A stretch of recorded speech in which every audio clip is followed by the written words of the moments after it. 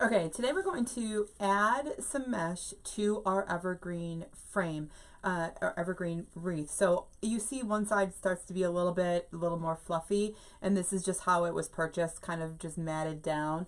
And so all I'm going to do is just run my fingers through it. I'm not doing anything, I'm not doing anything specific. I'm just getting my fingers through so I can make it be a little bit more fluffy. I am kind of creating that hole in there, or exposing, I should say, exposing that hole a little bit more, but it's totally fine. We're going to fill that in with some mesh, which is the reason for this video. We're going to be adding some of our deco mesh to this frame. This will be step 1 in this design. Be sure to follow along in the other videos to see how this wreath turns out. Okay, so I have just moved it around. I didn't do anything fancy or anything. I just moved things around so it was a little bit bigger. It gave itself a little bit more shape. It's has a little bit more life, and of course we created a huge mess here. So let's get this out of the way and start with our mesh. It is 10-inch mesh, and so that's going to be everywhere. Oh boy. It is 10-inch mesh, and so that I already pre-cut, and I'm just going to unroll one so you can see, but I'm going to set it aside after that. These are, I don't know if I have this whole thing cut. Yeah, these are, or this one is about 30 inches. Let me see if they're all like that. Ooh, they are. Okay, perfect. These are about 30 inches. So we're not going to need as many as you would if you were doing something smaller, but this is just going to fill it up quite quickly. It isn't too, the mesh that we're putting in, although it would be very pretty once we're done, and you want to make sure you stick around and see that one extra thing that I do at the very end to kind of really make it so that you could leave it just like this. But it's not the star of the show in the end of this particular design. So I'm not putting forth any crazy effort into making them perfect. You could totally get away with 20 inches. This just happens to be 30, looking for a little bit more bang for our buck. I'm going to go and put what I'm going to call my butterfly wings. Instead of them going side to side like this, I'm going to put them kind of in and out. And I'm looking, this beauty has 2 rings, 1 and 2. So I'm looking for that outside ring first. So I'm looking for some pieces on the outside ring, and I'm just going to put that, separate them and get that right in there, so that the one side of the butterfly wing is going in towards that center. Remember I said I was kind of exposing that center there. One side is going to go in towards the center, and one is going to come out towards the outside. All I did was use those branches to hold us nice and tight and get it in there. And we're just going to keep doing that all the way around. But of course, there's a method to my madness, right? I like to be balanced. I like to know how many I have to put in for the future. If I'm going to create a recipe, I like to know how many exactly. So I'm going to go directly across from that one and put my next one in, and we're just going to kind of create a clock. So mesh right down there into the metal, or touching that metal, so you can know it's in there secure. And again, these are 30 inches. Let me get a couple going here. These are 30 inches. Okay, and then what I'm going to do, I'm going to split that in half. I'm going to go right here. Again, I'm working on the outside. So I like to make things as easy as possible. Plus, I teach a lot. So either I'm teaching online in our private creative coaching group, or private classes, or in person in our creative classroom for classes. And so you got to think of the easiest way to teach people to do things, but it also happens to be a great way to create recipes, so that I know if I'm going to make this style again, all I have to do is cut X amount of mesh pieces, 30 inches long, etc., etc. So repeating a pattern but changing the colors and the theme is so easy and so great when you are you know, doing this on a repetitive plan here. So I'm going right across. So we have 12 o'clock, 3 o'clock, 6 o'clock, 9 o'clock, and every which way I go right now, it's all even. So I'm going to start with, I think I'm going to be okay with putting one piece. Again, these are 30 inches. So I think I'm going to be okay with putting one piece in there. Now, if I was doing something smaller where it was a you know, 20-inch piece, we may need more, but because I went with 30 inches, it's definitely covering up more of the space than a 20-inch piece. So again, I'm just going to roll that in just a little bit. That's just so that the cut edge gets hidden, so you don't see those cut edges that are fraying, because let's be honest, all mesh, it's a woven material, and so it does fray. So I'm just going to curl that in a little bit. And actually, you know what I've been doing? I've been putting them in this way, but this mesh does have an up and a bottom, so I'm going to switch things up. Holy guacamole, I never even noticed that. There's a pretty side and there's a not so pretty side to this mesh. Great for if you're using it in a pancake wreath, but not necessarily if you're using it like we are here today. So again, just ruffle, look at that. Perfect, kind of touches each other. The only thing I'm going to just quickly do, and I'm so sorry to have to do that to you, I did not realize that it has an up and a down. So what I'm talking about is this really pretty ribbon that goes through the mesh. There's a glittery side and there's a not glittery side. We for sure want that glittery side up. I'm so sorry to do that to you. We definitely want to have that piece coming up towards the top of the wreath so you can see.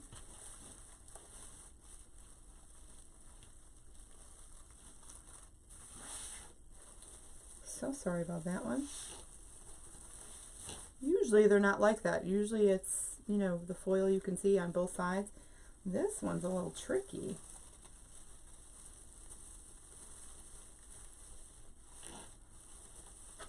Normally I don't even have to point that out to you because it's not like that. Pretty cool. I'm just going to spread that out so it doesn't really necessarily look like it's in one specific spot.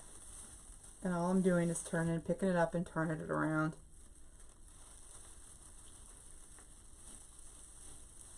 Boy, sorry about that.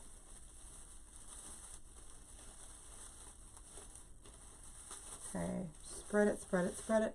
And then did we change this one? No, one last one.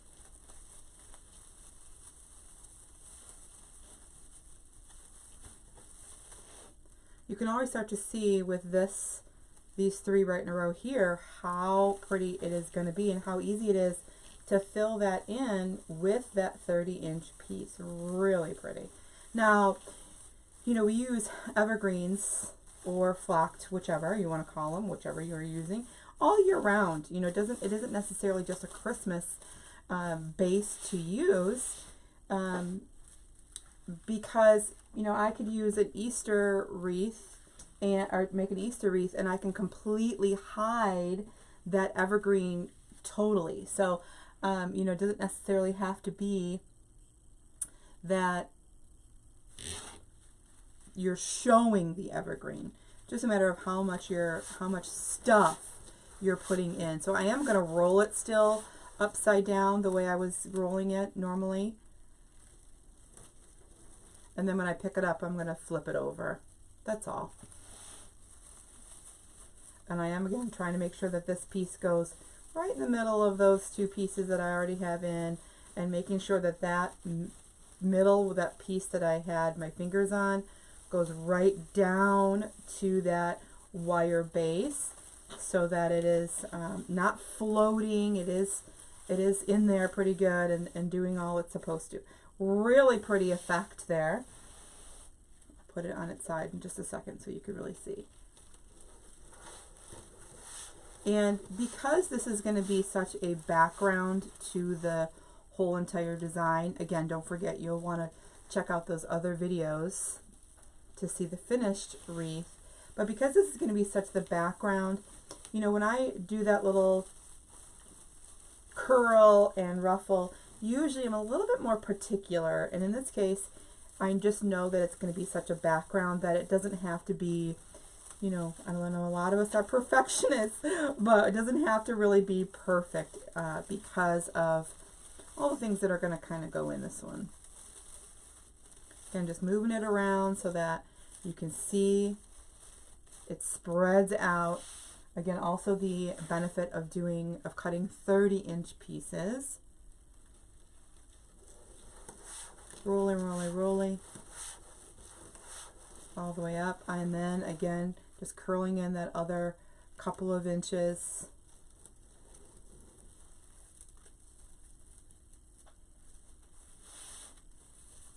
Now, one different thing that I do near the center is obviously the center ring isn't as big as the outside ring, and so we don't have to necessarily do the same amount of pieces on the inside. It really just depends on how full you want your mesh to be. Now look at how cool that looks on the side. Look at how cool that looks already. Got a nice layer of evergreen kind of going through there. Really cool looking. And then now of course we've got to fill in that inside. So we put 1, 2, 3, 4, 5, 6, 7, 8. We put 8 pieces on the outside.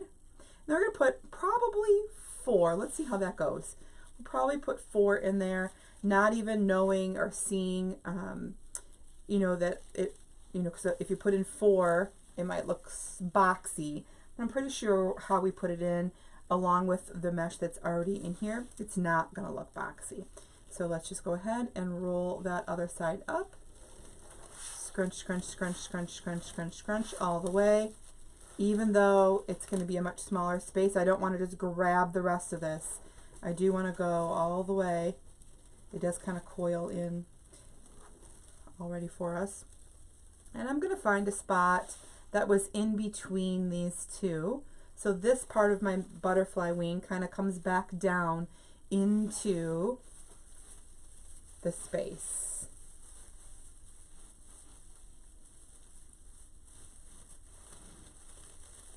So I'm getting some of that mesh towards the inside. Now, some folks really enjoy a wreath with a center. So I'm going to show you what I do to make those folks happy. Okay, I'm going right across. Let's just keep it easy. Let's keep it simple. Let's keep it on the same pattern. This way also, you know exactly, you're not gauging like, oh, is this, you know, when you're putting one next to each other and then you're going to the next one, then you're going to the next one. You know, at that point, if you're trying to be balanced, you try to measure, right? I don't want to use too many. I don't want to use too much mesh. And so in this case, if I'm just going across from each other, great little tip that I don't even have to think about it. All I know is I'm going across, which is perfect, because then I'm going to have a little opening right here in between these two. Perfect. Grab my pieces.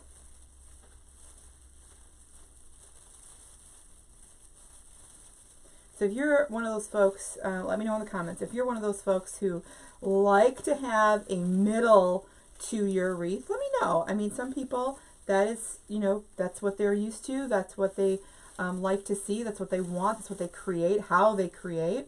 So let me know in the comments if that is you. I'm going to go right in that opening spot.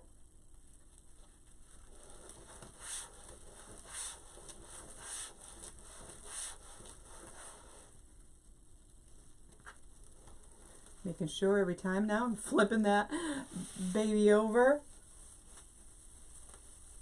There we go.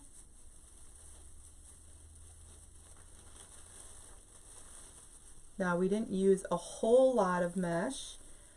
We didn't use 2 rolls. I believe this makes us use 1 full roll. And I have to do the calculation one more time, but I'm pretty sure that's where it leaves us with one full roll.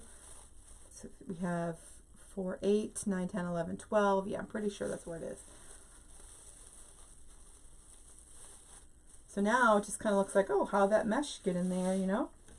We're going right back over to the other side. That mesh all the way through. There we go. Really, really easy.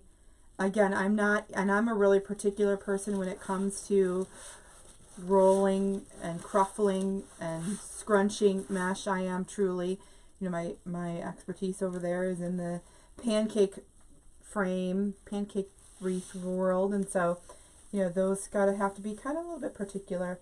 And you see, I'm just not even worried about it in this case. So pretty. Again, just taking 2 of those branches, using it to tie everything in. No glue here. Moving that mesh all the way around, not letting it scrunch up.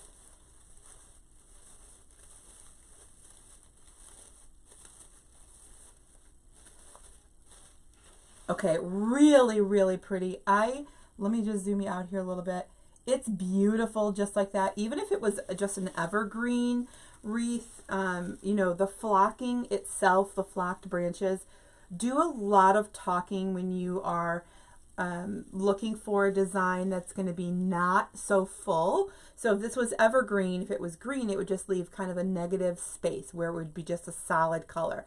Where here we have lots of different things kind of making your eye look all over, and it also looks balanced all by itself. So I'm not holding against you if you like to see a center. Let's see how I'd work that out.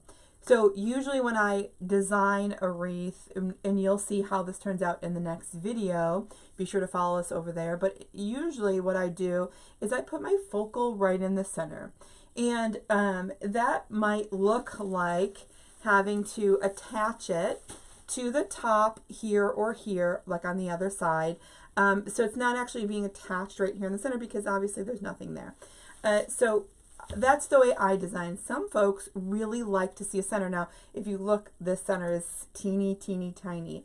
Really easy to do. Now remember, these are all wired, okay? They're all wired. And so everything we did here, we just moved our branches around, made them go where we wanted them to go. So let's do that here and really just take our branches and fold it in so that I am creating a specific center on purpose.